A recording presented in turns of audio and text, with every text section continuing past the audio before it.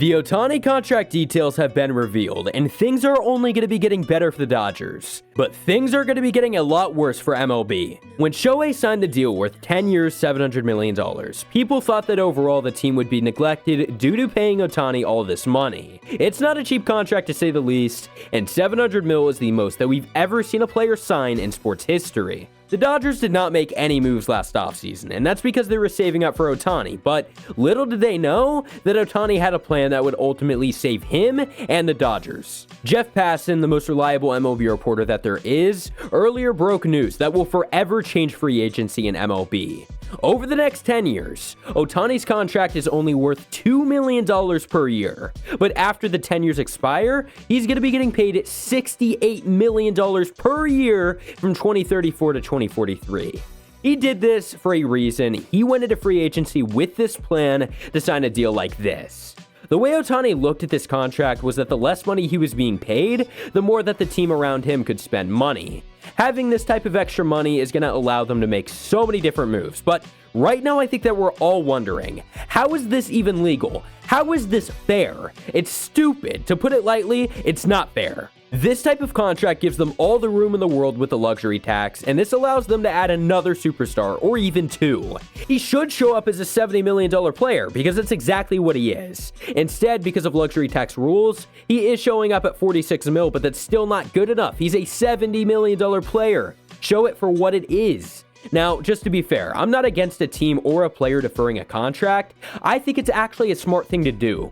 But if we're going to be realistic, is it fair for 97% of a $700 million contract to be like this? I just don't think that it's fair. Small market teams have to attempt to compete with a team that has the best market, the best players, and their best player isn't even making a lot of money. MLB should have had a rule in place to block something like this from happening, but they don't, and that's the biggest problem.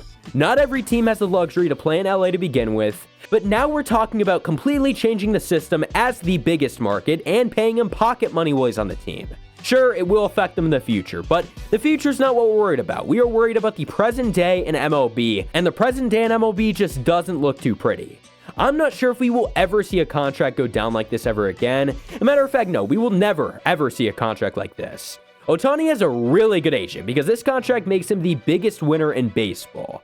Not only will they have more talent around him, but Ohtani can move out of California and he won't be subjected to paying California's tax. LA is one of the most expensive places to live in, and we all know that, but on a tax standpoint especially, Ohtani was going to be losing around 52% of his money alone, in just taxes, by the way.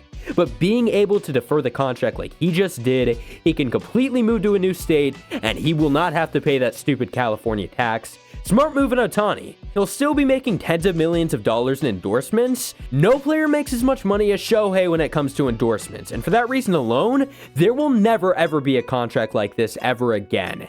But still, how did this even happen? I think that this contract alone proves that baseball has a major money problem. We already knew that it did, but this also goes ahead and shows it even more. Why is it that MLB didn't have a rule preventing this? If your favorite team is an NL small market, I will be praying for you. The only people who will win by this rule are the big markets. There is no other sport that's having this type of a problem. How is it that the NFL and the NBA have a much better system and it is proven to work, and then you have MLB? MLB's salary rules are still about 40 years behind both of those leagues. A salary floor and a salary cap should have happened a long time ago. Contracts this huge are quite ridiculous on so many different levels, and yes, I know it is Shohei Ohtani. I know why he got paid that much. But a salary floor and cap makes it so all teams are within range to compete. MLB has also got to fix the owners profiting as much as they do.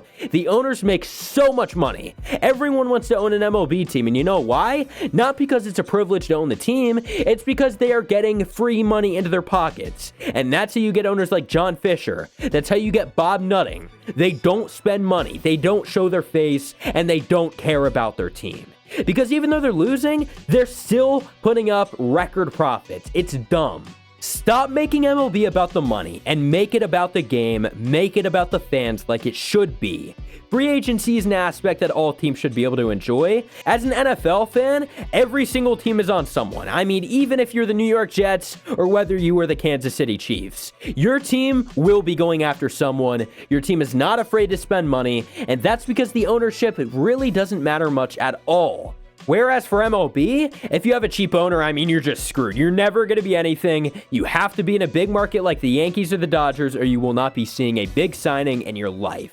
Fans are not happy. Money is baseball's biggest issue, and this contract just proved that on about every level that it possibly could have. The Dodgers are now going to be using this contract to their advantage, and they will bring in another superstar. They need pitching, and they're going to be all over it. They want to land Yamamoto, and I guarantee you that they probably will. He's the best Japanese pitcher, and he will be another $300 million.